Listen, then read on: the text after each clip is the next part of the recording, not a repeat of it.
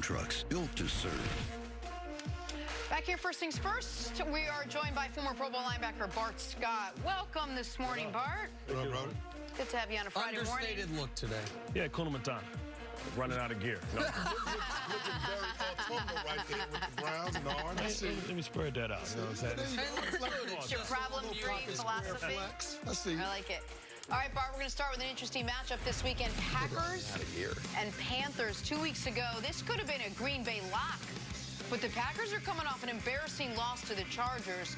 And while some say it was just an outlier loss for Green Bay, where no unit really played that well, Aaron Rodgers knows how badly the Packers need this win this week over Carolina.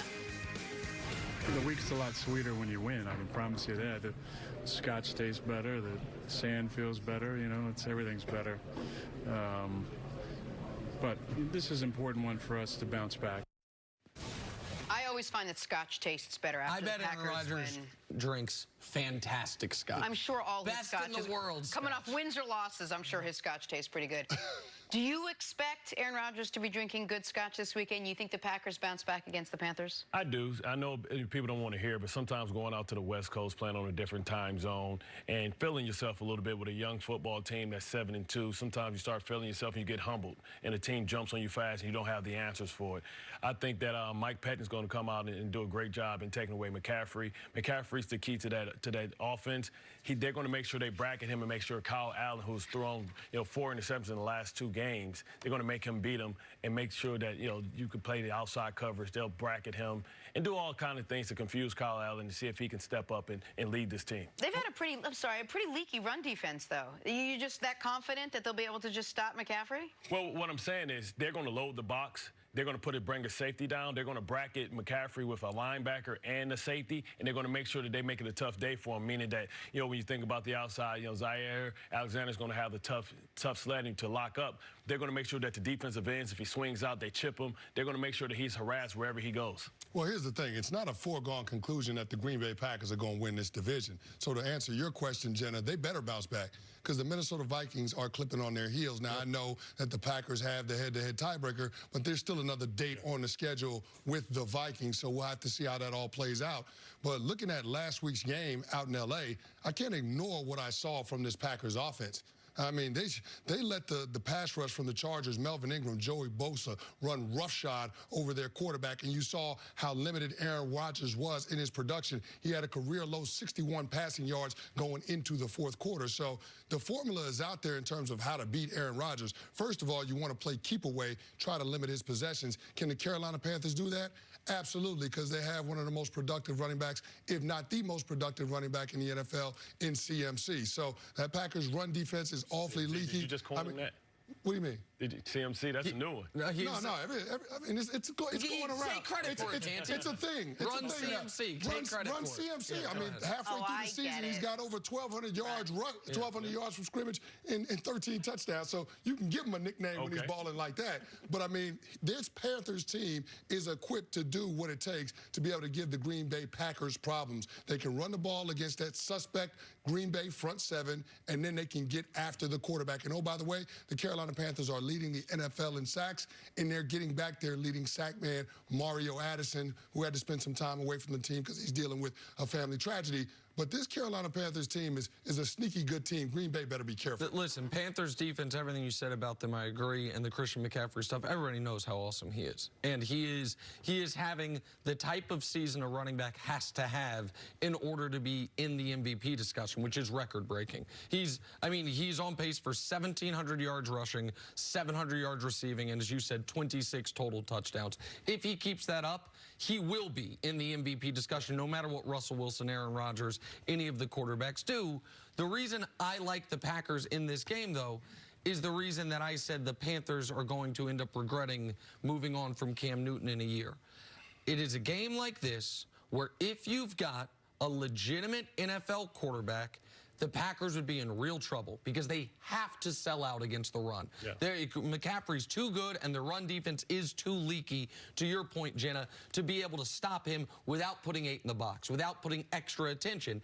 And that is the type of game where legitimate not even just top tier, just above average NFL quarterbacks make their money. It's why having the run game is so valuable to a quarterback, because he's going to get one-on-one looks. He's going to get single high safety. I don't think Kyle Allen can take advantage of it. If I did, I'd pick the Panthers to win this game. If I thought they had a quarterback who could take advantage of those things, they're one of the best teams in football because of everything you said. That defense is playing the way it played a couple years ago, the way they played when they went 15-1. Christian McCaffrey is having an all-time great season. My concern for them is, if you make the Panthers pass, can they? And I don't think they can. Meanwhile, on Green Bay's side of things, I do think the offense will bounce back. I'm more concerned about how the defense has looked for 6 weeks than how the offense looked in just one game. That was, listen, I don't know the impact that traveling to the West Coast and playing a football game is, but every football player I've ever talked to says, man, it can be murder.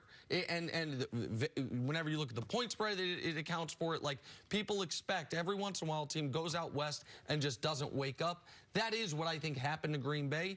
But your point, Candy, if they lose, though, you lose after being 7-1. You then have a bye to sit on a 2-game losing streak. The Vikings are nipping at your heels. So it is a swing game for Green Bay. I expect them to respond. Well, the one thing I'll say, and I want to go back to the West Coast road trip. I mean, yeah, going out west is a real thing. It's something that's tangible. Players feel the effects, but players typically don't verbalize it after the loss, and that's the part about it that's a little strange coming from Aaron Rodgers, because you're talking about somebody that's the MVP and the leader of that team. So when he puts that out there, it almost feels like he's making an excuse for a poor performance. So I wonder how they're going to approach this week. Typically, when you lose a game, that's when you get all the mistakes and everything cleaned up. Everybody is hypersensitive to all of the things that led to your team losing the game. But when you come up with excuses about why your team didn't perform well, I'm not sure that you're having that same attention to detail in the meeting room. So how you handle the week after the loss typically determines how you're going to bounce back in that game. I don't like Aaron Rodgers putting the excuse out there before they even go out there on Sunday. Well, he also put the mission statement of the week out there as well. This must be a bounce-back week. So you know the attention to detail is heightened when you have one of those losses, because it's embarrassing to sit there in that film study and get called out by your coordinator, by your position coaches. So you play a little, you practice a little harder. You have those drills, those man-to-man drills. They challenge your manhood, right? They challenge your manhood. We got McCaffrey. If we have to stop him, that's the person we got to stop. The game plan is built around that, and you go out with a sense of urgency and a focus on what the mission at hand is. And when you have so many skilled position players, and that defense has the ability to get to Kyle Allen and harass him and see if he can pick up the coverage. Yeah, he's going to get a dose of complex coverage. Olsen's going to have to be his security blanket. But Patton, I've just been in this situation with him too many times. He's going to light him up. And he's going to say, if he can beat us, then we'll lose. But we're not going to let McCaffrey beat us. We're going to harass him, and we're going to get to him early and often. Well, besides the quarterback and maybe wide receiver with turf toe, where does the Packers where do they have such a severe advantage over the Panthers? Oh, listen, well, I think one of the advantages they have is the game's in Green Bay, and I think that's an enormous advantage, especially this time of year. Second advantage is there was a little bit of, aside from that, how was the play Mrs. Lincoln? Aside from the quarterback is a big difference when it's Aaron Rodgers versus Kyle Allen. Okay, so that quarterback sort of had an off game last week, and he had a huge advantage. Listen, great players have bad games. Kyle Allen is 30th in the NFL in completion percentage, 24th in yards, 29th in yards per pass, and 24th in rating. So, like, he's had an off season. Right. Aaron Rodgers had He's had an off career. Well, listen, and he's still overachieving given what we expected. Sure. And the team's winning. But if you flip quarterbacks, the Panthers' best team in the NFL, and the Packers are drawing dead, but I don't think that trade's coming anytime soon. All right, no, I don't think it's happening. A great point about you playing in Lambeau Field. I mean, Aaron Rodgers, that offensive line protects a lot better in Lambeau. Only 5 sacks in their home games as opposed to 15 on the road. Someone has to defend Kyle Allen. No, they don't. I've taken upon myself to be that person.